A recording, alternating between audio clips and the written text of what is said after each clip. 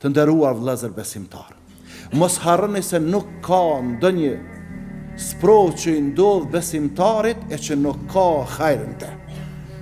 Jeke prej mendjes se të ka ndodh diçka e keqe, ajo është keq për ty.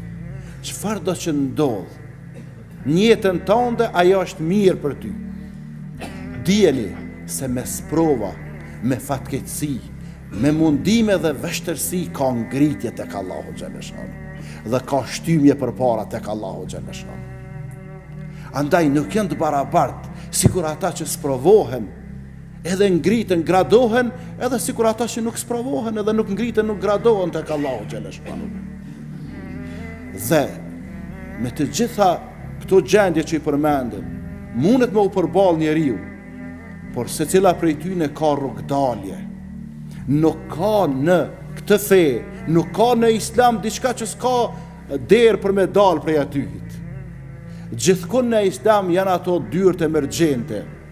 Gjithkund në islam janë ato shkallët emergjente që mundesh me dalë prej krizës, mundesh me dalë prej situatës të pavolitshme, mundesh me u gjend si duhet në te. Pikë pari kjo arrihet duke u përkatit. Kur jemi duke jetuar jetë të qetë, jetë të rahatshme.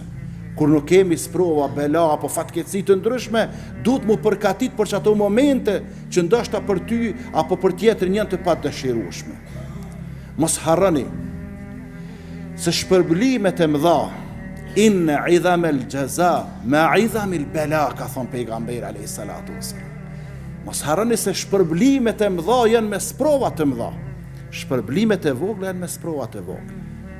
Andaj, kanë Allahu e dën, atë edhe e sprovon.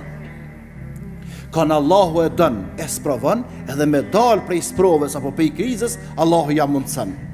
Amo ky e ka një kusht për me dalë prej krizës, edhe me shpëtu mirë, edhe me dalë me faqe të bardha, e ka një kusht që çdo herë me qenë i lidhur, çdo herë me qenë i bindur se ndihmë e Allahut, herët apo vonë ka me ardhur.